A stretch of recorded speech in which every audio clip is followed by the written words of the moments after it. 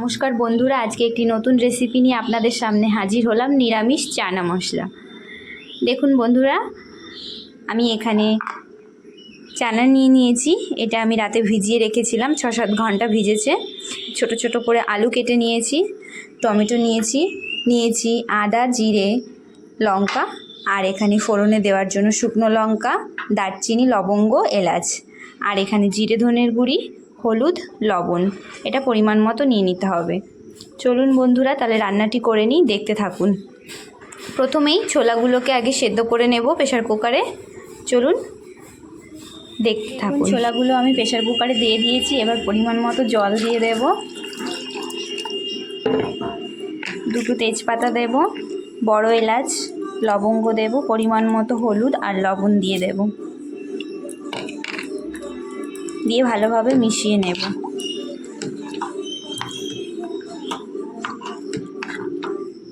বন্ধুরা, আমি বসিয়ে দিয়েছি প্রেশার কুকারটা। এবার সেদ্ধ করে নেব, 5-6টা সিটি দিলেই হয়ে যাবে।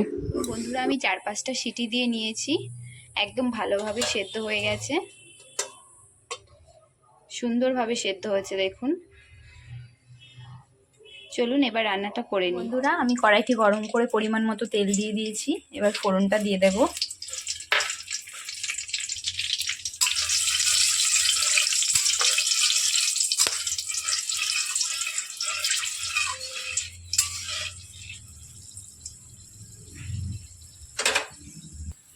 বেটে রাখা মশলাটা দিয়ে দেব।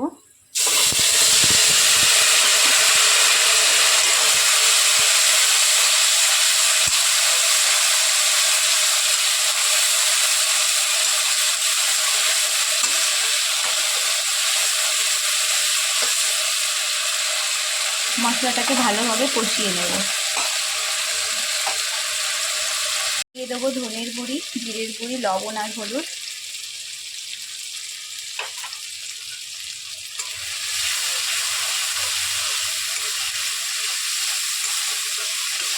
এইভাবে একবার বাড়িতে নিরামিষ চানা মশলা বানিয়ে খেয়ে দেখবেন, খুব ভালো লাগবে।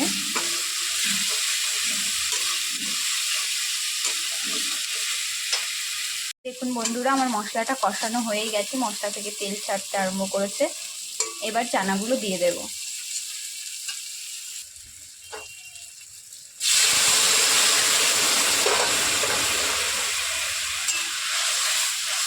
বন্ধুরা, এবার কিছু সময়ের জন্য একটু ঢেকে দেবো, গ্যাসের আঁচটা একটু বাড়িয়ে দিয়ে।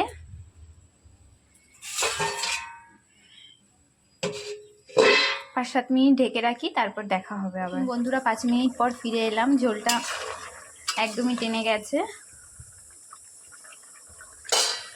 কালারটাও খুব সুন্দর এসছে। আমি গরম মশলা বেটে রেখেছিলাম, গরম মশলা দিয়ে দেব।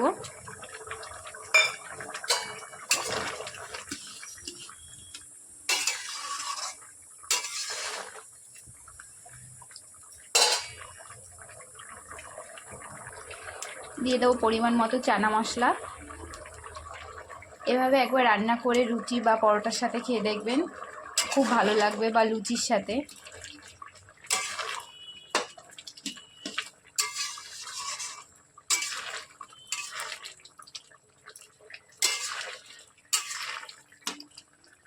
ভালোভাবে মিশিয়ে নিলাম মশলাটা।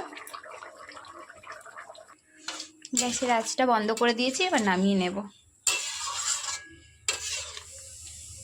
বন্ধুরা, আমার চানা মশলা একদম রেডি, আমি নামিয়ে নিচ্ছি।